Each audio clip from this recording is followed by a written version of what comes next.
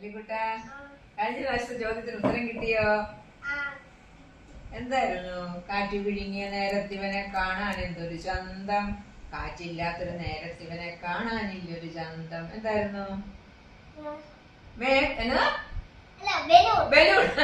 ആദ്യം പഴയ മേഘം പറഞ്ഞല്ലേ, ബലൂൺ. കറക്റ്റ്.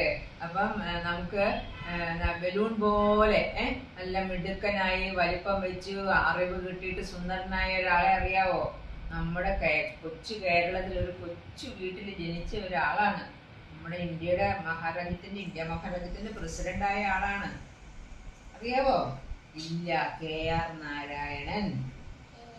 നമ്മുടെ മലയാളിയായിരുന്നു. അപ്പൊ നമുക്കൊക്കെ എവിടെ വേണേലും എത്താം അല്ലേ? അല്ലിക്കുട്ടിന് എവിടെ വേണേലും എത്താം അല്ലേ? ഉയരങ്ങളിൽ എത്താം. അല്ലിക്കുട്ടിന്റെ കയ്യിൽ എന്നതാ? അയ്യോ, ഇതെന്നതാ ഇത്? ബാറ്റ്മാൻ. എവിടെയാ നിൽക്കുന്നേ? എവിടെയാ? മലയിൽ കയറി നിൽക്കുവാണോ? ഇത് എങ്ങനെയാ ഉണ്ടാക്കിയേ? ക്ലേ വെച്ചിട്ട്. മിടുക്കൻ. അതുപോലെ വലിയ മലയുടെ മേളിലൊക്കെ കയറി അല്ലെങ്കിൽ ഉയരങ്ങളിൽ എത്താൻ പറ്റും അല്ലേ? KR നാരായണനെ പോലെയൊക്കെ. നമ്മൾ കഴിഞ്ഞ ദിവസം സ്കൂളിലൊക്കെ എന്തിനാ വൃക്ഷത്തൈയൊക്കെ വെച്ച് പിടിപ്പിച്ചേ?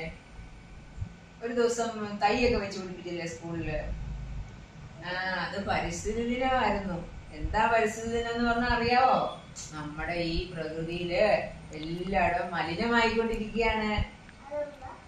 പിന്നെ നമ്മുടെ ഇവിടെ വായു മലിനമാണ്, നമ്മുടെ വെള്ളം മലിനമാണ്. വെള്ളം കണ്ടോ ഇപ്പം നമ്മുടെ ഷിപ്പെല്ലാം മറിഞ്ഞിട്ട് വിഷമായില്ലേ? വെള്ളത്തിനകത്ത് ആയില്ലേ? കേൾക്കുന്നുണ്ടോ? പിന്നെ മീനിനൊക്കെ ഫുഡ് കിട്ടുമോ? ഈ അവരെല്ലാം ചത്തുപോകത്തില്ലേ? നമ്മളിപ്പോ മീൻ കൂട്ടുന്നുണ്ടോ? ഇല്ല. കാരണം എന്താ? മീനുകളൊക്കെ വിഷം കഴിച്ചുകൊണ്ടിരിക്കുക. അപ്പൊ അതുപോലെ നമ്മുടെ ഈ വണ്ടിയെല്ലാം പോകുമ്പോ, റോഡിൽ കൂടെ പോകുമ്പോ കാർബൺ ഡൈ ഓക്സൈഡ് കൊണ്ട് ചാടും. അതും വിഷവാ. അപ്പൊ നമ്മുടെ ഈ വായു, നമ്മൾ ശ്വസിക്കുന്ന വായു എല്ലാം വിഷവാ. ആ വായുവിനെ ശുദ്ധീകരിക്കണമെങ്കിൽ ആര് വേണം?